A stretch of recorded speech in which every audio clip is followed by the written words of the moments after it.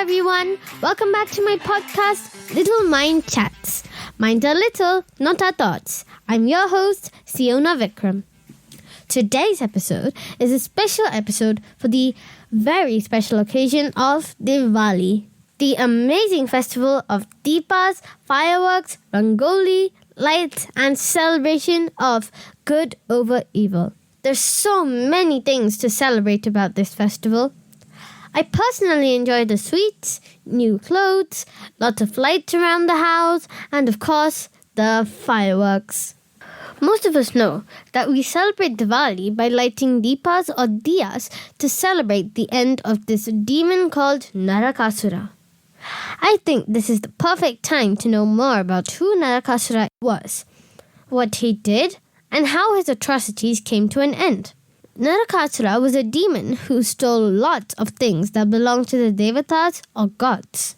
Three main things he prominently snatched were a set of earrings, an umbrella, and a very beautiful mountain. The earrings belonged to the mother of all gods, Aditi.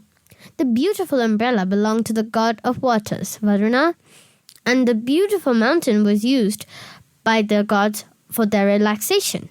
It was called Mani Parvata. None of the gods could stand the power of Narakasura. For this very reason, Brahma and other gods approached Krishna to end his reign. It's probably puzzling on how and why Narakasura was this powerful. What were his origins? Narakasura was the son of Adi Varahamurti, one of the avatars of Vishnu. His mother was Bhudevi, meaning earth herself. Krishna knew it was the right time to end Narakasura and his evil activities.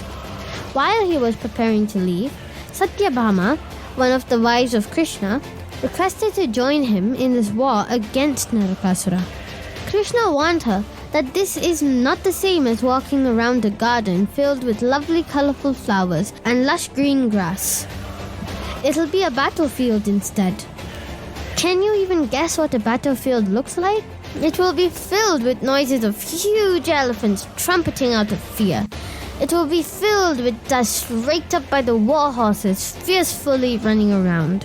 It's not a place where you'd have cool breeze out of beautiful lakes. Instead, you would experience the wind of arrows swooshing around. Very fierce and scary ogres and rakshasas will walk around freely, waging war and eating up soldiers as they wish. Please give up the idea of joining me there. It's not a place you can join me. You're a very delicate and elegant woman. It's not a place for you. Please allow me to leave. I'll be back soon, Krishna said. Satyabhama replies back to Krishna, so what if there are rakshasas, arrows, or anything scary?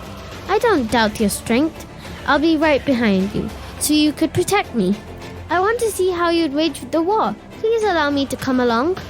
She managed to convince Krishna to join him in the war. They sat over Garuda, Lord Krishna's Vahana or vehicle, and started off to the war. They reached Pragjotishpur, a place where Narakasura ruled as the king. Murasura, Nishumbha, and the demon Hayagriva were the best protectors and friends of Narakasura. They, together, created 6 layers of protection to the kingdom of Narakasura. Krishna used all his weapons with valor and brought down all these 6 layers of protection to enter the main kingdom. Murasura, a demon with 5 heads who was sleeping under the water, raised up and fought with Krishna. On entering this demon, 7 of his sons attacked Krishna too. Narakasura was immediately cautioned after the 7 sons of Murasura were ended by Krishna. Narakasura came out with the entire army. Thousands of rakshasas were showing up to support him in the war. Anybody would have expected Satyabhama to get scared. Instead, Satyabhama got up from her seat, sat in the front, and told Krishna that she now wants to wage the war. She tied up her long, beautiful braid into a knot, secured all the jewelry into her sari, and tucked in the pallu of her sari. She finally asked for Krishna's bow, called Saranga. Krishna did not hesitate to hand over his bow. She immediately tied the string to the notch of the bow with elegance, demonstrating her war prowess. All the Rakshasas were surprised to see her skill with the bow and arrow. She surprised them further with the number of arrows she was showering on the Rakshasas. She killed thousands. Her confidence, position, and valor in the war zone was completely unexpected and created immense fear in the enemy's army.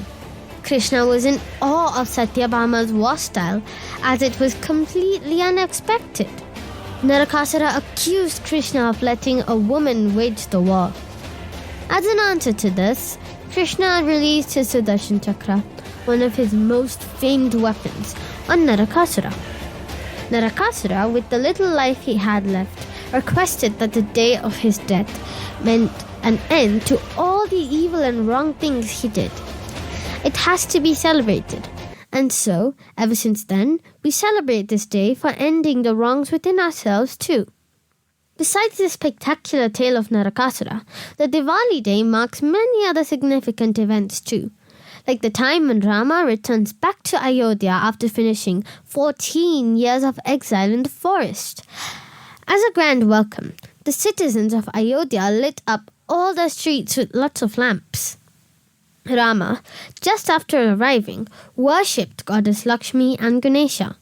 His intention was to pray for the well-being of his people, the happiness and the prosperity. People of his kingdom will be healthy, wise, and wealthy, and will move ahead on the path of truth and righteousness. Ever since then, Diwali has been a celebration of multiple events for attracting a great deal of prosperity and happiness into our lives.